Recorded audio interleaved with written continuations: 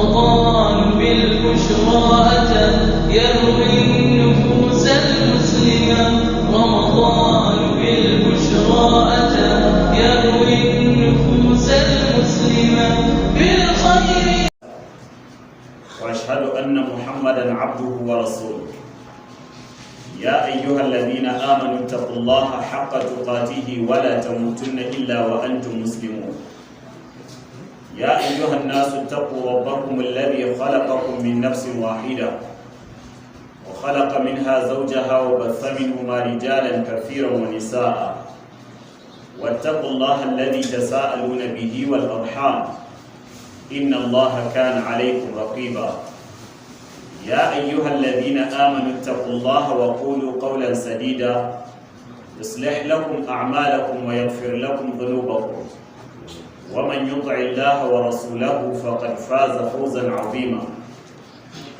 أما بعد فإن أصدق الحديث كلام الله وأحسن الهدي هدي محمد صلى الله عليه وآله وسلم وشر الأمور محدثاتها وكل محدثة بدعة وكل بدعة ضلالة والضلالة في النار. السلام عليكم ورحمة الله وبركاته. muna jaddada godiya ga Allah madaukakin sarki wanda ya nada mu da alkhairan watan Ramadan. Ya ubangiji ka sanya mu cikin yantattun bayinka a wannan wata. Kun ga kaman yau ne muka fara zama ɗaya ga wata. Gashi har mun ci kashi ɗaya cikin hudu. Sauraro ga mai rabon ya kai. Saboda ka sai mu ƙara dagewa. Allah madaukakin sarki ka datar da mu. Muna karatu a cikin suratul Baqara kuma mun kwana ayata 276 kenan ko fadin Allah madaukakin sarki yamhaqu Allahu riba wa yurbi sadaqat wallahu la yuhibbu kulla kaffarin athim. Ayoyi da suke bayani dangane da riba da kuma abin da ya shafi riba. Allah ya ce alladina ya'kuluna riba, masu cin dukiyar riba. Anan ci ba wai sai lalai sun ci a baki ba, ana nufin alladina ya'kuluna riba, masu karban riba, masu karban dukiya wacce yake na ƙari akan al'umma. Allah ya ce la yaqumuna, ba za su tashi ba ranar tashin kiyama illa kama yaqumu alladhi yatakhabbathu ash-shaytanu min al-mas, sai irin tashin masu farfadiya wanda cuta na aljanu ya shafe su, wanda za ga mutum yana tafiya ya fadi ya ji ciwo nan ya ainihin karje jikinsa ta can sannan ya kara tashi ya fahimci inda yake, in ya kara wani tafiya ya sake irin wannan fadi. To haka masu cin riba za su samu kansu ranar tashin alkiyama.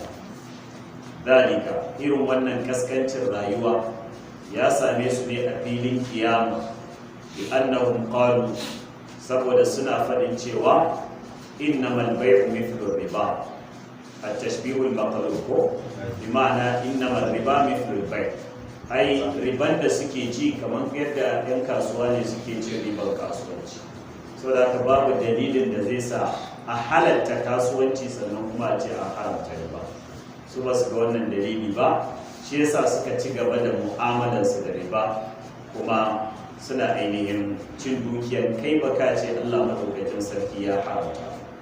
Allah ya shirya ta kuma da yake Allah madaukakin sarki mai rahma ne, sai kyale su a duniya da fatan sa gyara su gane, amma da basu fahimta ba sai fara tozarta su a filin kiyama. Kuma filin kiyama fili ne wanda yake mai taron al'umma masu yawan gaske, da haka in suna tafiya suna fadi za su dinga shiga cikin kaskanci da al'umma za su ringa tattaka su suna wuce, kamar yadda a duniya suke kuntata ma al'umma, suke takura musu, suke hana musu walwala ta hanyar karɓar riba da suka kasance suna yi. Wa halallahu bai'a wa harrama riba. Allah madaukakin sarki wanda shi ke da ikon juya sammai da kasai gaba ɗaya, shine ya ce ya halatta a yi kasuwanci, ka je ka siyo kaya ka saida ka ci riba, wannan Allah ya halatta kuma ya yarda da shi. Amma riba Allah madaukakin sarki ya haramta, bai yarda a ci riba ba, saboda kasuwanci akwai amfanuwa a cikinsa tsakanin wanda ya siyo kayan ya siyar da kuma wanda ya sai kayan idan an siyo, kowa yana cin amfaninsa. Amma riba akwai kuntata ga wanda yake bukatar wannan dukiyar, sai zan ka sa shi ya karbe ta hanyar riba, saboda ka kuntata mishi, ka takura mishi, ka sa shi cikin kunci wanda yake mai yawan gaske. Allah shi kare. ومن جاءه موعظة من ربه, duk wanda wa'azi ya zo masa daga wurin ubangiji, fantaha sai ya bar mu'amala da riba ya kuma nisanci dukiyar riba, falahu ma salafa, abin da ya riga ya wuce an yafe masa kuma an kauda kai a kansa, wa amruhu ila Allah, al'amarinsa yana ga Allah madaukakin sarki. wa man ada, amma duk wanda ya sake bayan ya ji wa'azi ya ci gaba da karɓar riba da mu'amala da riba bayan ya ji cewa Allah madaukakin sarki ya hana, fa ulaika ashabun nar, irin waɗannan su ne 'yan gidan wuta ranar tashin kiyama. Allah shi kare. hum fiha khalidun, Allah ya ce za su dawwama a gidan wuta babu ranar fita. Yasa malamai suke cewa daga cikin laifin da ake wa Allah mutum ya dawwama a wuta shine cin riba. In mutum ya mutu yana cin riba, wannan yana daga cikin laifin da in mutum ya shiga gidan wuta ba za a iya fidda shi ta hanyar ceto zuwa gidan aljanna. Allah shi kare. Yamhaqu Allahu riba, Allah madaukakin sarki yana tauye dukiyar riba. Duk yadda ta kai da yawa, Allah zai zare albarka da alkhairi da darajar da ke cikin wannan dukiya. Da waye gari ga dai yawan kawai, amma kuma babu amfani. In Allah ya so ma sai ya juyar maka da dukiyar ta zama maka azaba da fitin. Ga dai dukiya a hannunka, amma kuma kullum ɗanɗana maka kuɗa wannan dukiya. Allah shi kare. Wa yurbi sadaqat, Allah madaukakin sarki yana rainan sadaka da kuke bayarwa. Shi Allah zai dinga rainansa, yana girma, yana bunƙasa har ya wayi gari ranar tashin kiyama ya zama kamar dutse. Wallahu la yuhibbu kulla kaffarin asim. Allah madaukakin sarki baya son mutanen da suka kasance masu yawan kafirci da kuma saba masa, da kangare ma umarninsa da kuma dokokinsa. Allah ya shirye ta. Sai mu tashi idan ladina amanu. أعوذ بالله من الشيطان الرجيم. بسم الله الرحمن الرحيم. إن الذين آمنوا وعملوا الصالحات وأقاموا الصلاة وآتوا الزكاة لهم أجرهم عند ربهم ولا خوف عليهم ولا هم يحزنون. يا أيها الذين آمنوا اتقوا الله وذروا ما بقي من الربا إن كنتم مؤمنين، فإن لم تفعلوا فأذنوا بحرب من الله ورسوله، وإن تبتم فلكم رؤوس أموالكم لا تظلمون ولا تظلمون. Allah madaukakin sarki yace innal ladina amanu, lalle waɗanda suka yi imani suka gasgata da sakon Allah madaukakin sarki, wa amilus salihat, sannan suka biyo bayan imaninsu da aiki na kwarai, wa aqamus salata, suka tsayar da sallah, wa atawuz zakata, sannan suka bayar da zakka, lahum ajruhum inda rabbihim, irin waɗannan za su samu kyakkyawan sakamako a wurin ubangijinsu, wala khawfun alaihim, sannan babu tsoro a gare su ranar mutuwa, wala hum yahzanun, kuma ba za su yi bakin cikin abin da suka bari a duniya ba, ba kuma za su yi bakin cikin abin da za su tara ranar tashin alkiyama. Allah ka sanya mu cikin su. Ya ayyuhal ladina amanu, Allah ya ce ya ku waɗanda kuka yi imani, ittaqullaha, ku ku fa kiyaye dokokin Allah, ku ji tsoronsa subhanahu wa ta'ala, ku yi taka tsantsan da dokokinsa. Wa zaru ma baqiya min riba, ku bar duk wani abin da ya shafi dukiyar riba, duk wata mu'amala ta dukiya wadda akwai riba a cikinsa, ku kyale wannan dukiyar kawai ku rabu da shi.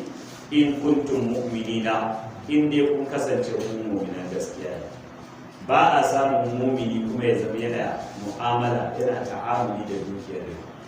Da kan matukan mutum mumini ne na gaske, to ya bar dukiyar riba, ya rabu da ita, ya tafiya juya wasu hanyoyi na kasuwancin da ya dace da shi, domin ya zama ya sami kyakkyawan arziki wanda yake na halal a wurin Allah subhanahu wa ta'ala.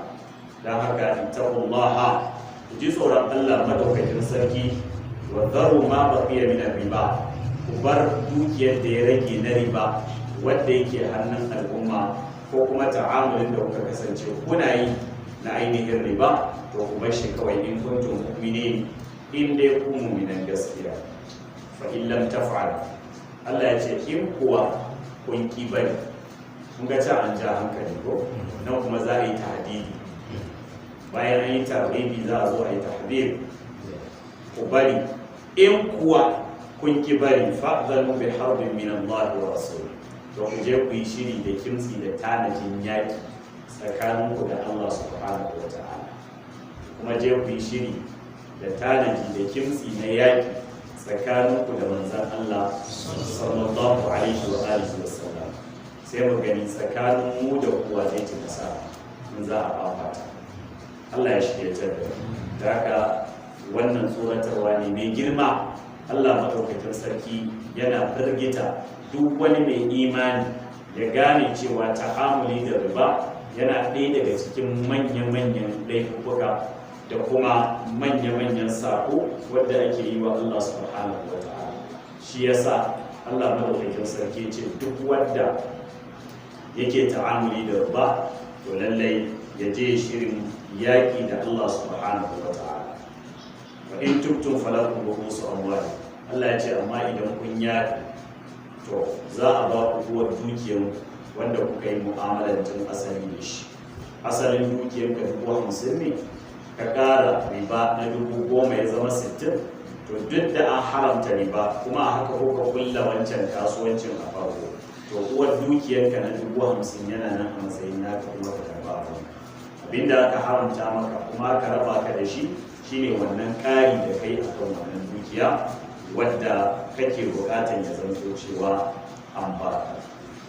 La tazlimuna, kada ku zalunci kowa, kar ku rinka cutar da al'umma, kar ku rinka ƙetare haddi akan al'umma saboda suna da buƙata zuwa gare ku. Wala tuzlamu, kuma kada a zalunce ku, kada a cutar da ku don kuna da dukiya, mutum ya zo ya karɓi wannan dukiyar kuma ya ƙi dawo muku da shi, ya ƙi ainihin kula muku da wannan dukiya, a ƙarshe ya zo ya ce ko dukiyar ta kare ko kuma ta salwance ko wani abu makamancin wani. Duka Allah madaukakin sarki ya kwaɓo ga ɓangarori guda biyu.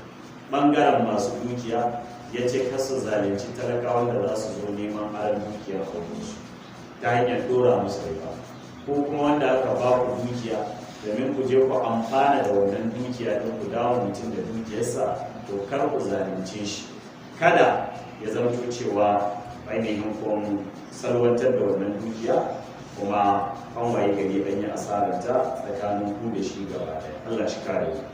Sai Allah ya ce wa in kana da wasrata, wa in kana usratin fanadhiratun ila maisarah wa an tasaddaqu khayrun lakum wa an tasaddaqu khayrun lakum in kuntum ta'malun in kuntum ta'lamun.